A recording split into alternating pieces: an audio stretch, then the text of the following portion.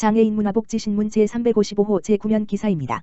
성남시 장애인 권리구제를 위한 찾아가는 장애인 인권 법률 상담 실시.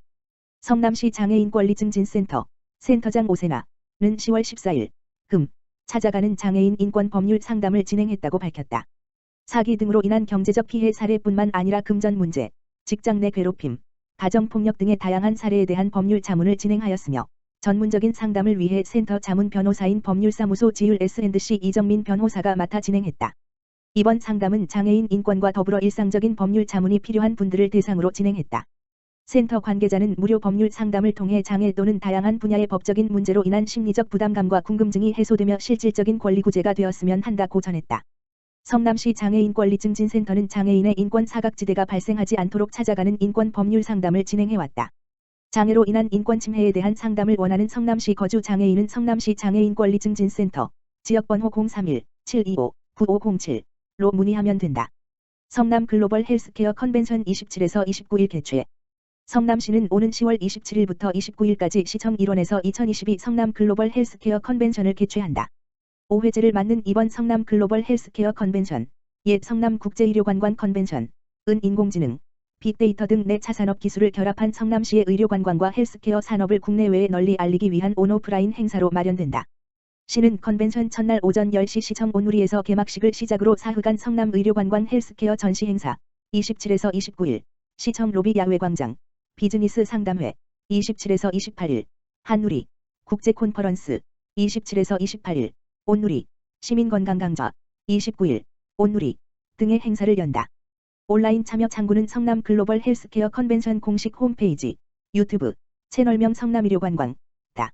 전시 행사는 참가 기관과 기업 82개사의 인공지능 의료 서비스, 디지털 헬스케어, 컨시어지, 호텔 여행 쇼핑, 상품, 미용, 방역, 제약 바이오, 의료기기 등 다채로운 품목을 선보인다. 비즈니스 상담회는 전시 행사 참여 기업이 미국, 오스트리아, 싱가포르 등 20개국, 74개사 바이어와 만나 수출 상담을 하는 방식으로 운영한다. 국제 콘퍼런스, 학술대회는 의료관광과 헬스케어 분야의 국내외 전문가 20명이 참여한다. 의료관광 분야는 한국의료관광의 지속적 발전을 위한 신시장 개척, 진기남 연세대학교 교수, 법록낫병원의 의료관광 마케팅, 나파스 파오로히티아 태국 법록낫국제병원 최고 마케팅 경영자, 말레이시아의 의료관광 전략, 체린 아즐리 말레이시아 톰슨 병원 인재경영 컨설턴트에 관한 주제 발표가 진행된다. 헬스케어 분야는 데이터 기반 초개인화 모바일 건강관리 서비스, 황희 카카오 헬스케어 대표, 2017/745 유럽 의료기기 규정 및 인증 동향과 그 미래, 엄수혁 DNB 심사원에 관한 주제 발표가 있다.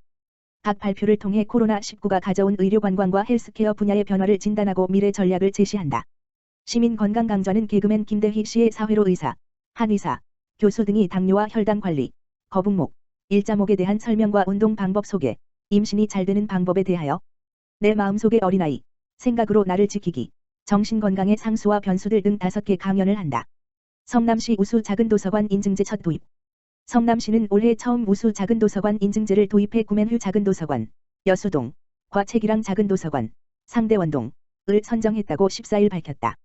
이 두 곳 도서관은 성남시 우수 작은 도서관 인증 기준으로 정한 최근 5년간 도서관 운영 평가 지표에서 최고점을 얻어 관내 사립 작은 도서관 100곳 중에서 선정됐다. 평가 지표에는 주민단체 지원 여부, 운영시간, 인력 보유, 연간 장서 수집량, 독서문화 프로그램 운영 건수, 독서 동아리 활동 등이 포함됐다. 구맨휴 작은 도서관은 2013년도에 입주자 대표회의가 여수동 센트럴타운 아파트 단지 내 커뮤니티 센터 지하 1층에 문을 열었다. 149 규모의 44개 열람석이 있고 1만 3천여 건의 도서가 비치돼 있다. 인문학 강해, 슬기로운 유튜브 생활 등 다양한 독서문화 프로그램을 운영해 지역 공동체를 활성화하고 있다. 채기랑 작은 도서관은 민간단체가 1999년도에 상대원동 단독 건물에 설립해 운영하다가 지난해 7월 인근 선경아파트 단지 내 주민봉사관 건물 1층으로 자리를 옮겼다. 222 규모의 1만 4천여 권의 도서가 비치돼 있고 열람 좌석 수는 40석이다. 아가랑 그림책, 책이랑 놀자 등 프로그램을 운영해 지역 주민의 독서 활동을 장려하고 있다. 성남시는 10월 13일 중앙도서관 시청각실에서 구맨휴와 채기랑 작은 도서관 측의 우수 작은 도서관 현판을 수여했다. 시흥시 장애아동 발달재활 언어발달 지원 서비스 제공기관 20의 개소 지정 공개 모집. 시흥시 시장 임병택는 장애아동 발달재활 언어발달 지원 서비스 제공기관을 공개 모집 중으로 오는 17일부터 접수받는다. 이는 기존의 발달재활 서비스 및 언어발달 지원 서비스 제공기관의 지정기간 종료 12월 31일 앞두고 재활치료 서비스 제공의 연속성을 도모하고자 제공기관, 스문의 개소, 지정 공개 모집에 나선 것이다. 서비스 내용에는 18세 미만의 장애아동 또는 6세 미만의 비장애 아동에게 재활치료, 언어 청능 미술 심리 재활 음악 재활 행동 놀이 심리 재활 심리 감각 발달 재활 운동 발달 재활 심리 운동 등을 하는 발달 재활 서비스와 장애 부모의 만 12세 미만의 비장애 자녀에게 언어 치료, 언어 재활, 청능 재활 등 언어 재활 서비스 및 독서 지도, 수어 지도를 하는 언어 발달 서비스가 있다. 두 서비스 모두 소득 기준에 따라 차등 지원이 되며 신청은 주소지 동행정복지센터에서 할 수 있다.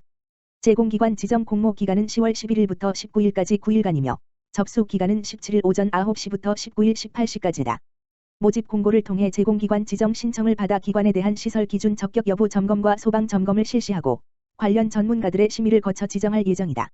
이번 제공기관으로 지정되는 스문의 개소는 오는 2023년 1월 1일부터 2025년 12월 31일까지 발달 재활 서비스 및 언어 발달 지원 서비스를 제공하게 된다. 시 관계자는 이번 공모를 통해 양질의 제공기관을 지정해 성장기 장애 아동의 기능 향상과 행동 발달을 위한 서비스 품질을 향상하고 가정의 경제적 부담을 완화하는 데 힘쓰겠다고 말했다. 시흥시의회 지체장애인 한마음 체육대회 참석. 시흥시의회 의장 송미희 가 13일 갯골 생태공원 잔디광장에서 열린 제6회 시흥시 지체장애인 한마음 체육대회에 참석했다. 경기도 지체장애인 스포츠연맹 시흥시연맹이 주최주관한 이날 행사는 신체적 활동을 통한 상호 소통과 화합을 도모하고 사회 적응력을 향상시키는 등 관내 지체장애인의 건강 증진 도모와 생활체육 저변 확대를 위해 마련됐다. 이 자리에는 장애인 및 장애인 가족 300여 명이 참석한 가운데 파크골프, 게이트볼, 줄런, 박 터뜨리기 등 지체장애인이 참여할 수 있는 7개 종목으로 경기가 진행됐다. 행사장을 찾은 시흥시의회 의원들은 대회 참가자들과 소통하며 응원의 메시지를 전하고 이들의 고충사항을 청취하기도 했다. 송미희 의장은 축사를 통해 그동안 갈고 닦은 기량을 마음껏 발휘하고 함께 웃고 즐기며 상호 우위를 다지는 시간이 되길 바란다며 장애인과 비장애인 구분 없이 서로 이해하고 배려하는 지역사회를 만들어갈 수 있도록 더욱 노력하겠다고 말했다. 시흥시 저소득층 에너지 바우처 지원 확대. 시흥시 시장 임병택는 최근 에너지 요금 상승으로 에너지 취약계층의 난방비 부담이 상승되자 이를 완화하는 에너지 바우처의 동절기 지원 금액을 확대했다고 밝혔다. 이로써 지원 금액은 올해 세대별로 9% 물결표 쌓인 10%가량 추가 인상한다. 에너지 바우처란 국민 모두가 시원한 여름과 따뜻한 겨울을 보낼 수 있도록 에너지 취약계층을 대상으로 바우처, 이용권을 지급하는 제도다. 도시가스 지역 난방 등을 구입할 수 있도록 현금이 아닌 에너지 바우처, 이용권가 지급된다. 에너지 바우처는 소득 기준과 세대원 특성 기준을 모두 충족하는 세대의 세대원 수에 따라 차등 지원된다. 소득 기준에는 국민기초생활보장법에 따른 생계의료 주거교육급여를 받는 가구여야 한다. 주거교육급여 가구의 경우 2022년 한시 지원. 세대원 특성 기준으로는 수급자 또는 세대원 중 노인, 1957년 12월 31일. 이전 출생, 장애인 임산부 영유아, 2016년 1월 1일. 이후 출생, 중증 희귀 질환자, 중증 난치 질환자 한부모 소년소녀 가정 세대, 가정위탁보호아동 포함, 가 있어야 한다. 에너지 바우처 지원 금액은 하절기, 동절기 포함 총 금액이 1인 세대 13만 7,200원에서 14만 8,100원으로 변경, 2인 세대 18만 9,500원에서 20만 3,600원으로 변경, 3인 세대 25만 8,900원에서 27만 8,000원으로 변경, 4인 이상 세대 34만 7,000원에서 37만 2,100원으로 변경됐다. 하절기 지원금은 2022년 7월 1일부터 9월 30일까지, 동절기 지원금은 2022년 10월 12일부터 2023년 4월 30일까지 지원된다. 에너지 바우처 사용 방법은 요금 자동 차감 방식과 국민행복카드 결제 방식으로 나눠지는데 요금 차감의 경우 전기 도시가스 지역 난방 중 한 가지를 선택하면 요금 고지서에서 자동으로 차감되며 국민행복카드는 은행 또는 카드사를 통해 발급받아 전기 도시가스 LPG 등의 요금 결제가 가능하다. 여름에는 전기 요금 자동 차감, 겨울에는 요금 차감과 국민행복카드 중 하나를 선택해야 한다. 신청 방법은 오는 12월 30일까지 주민등록상 거주지 행정복지센터로 방문하거나 복지포털 복지로 온라인에서 신청이 가능하며 지난해에 지원받은 가구 중 정보 변경, 가구원 변경, 이사 등이 없을 경우에는 자동으로 신청되며 또 하절기에 사용하고 남은 금액은 동절기에도 사용할 수 있다.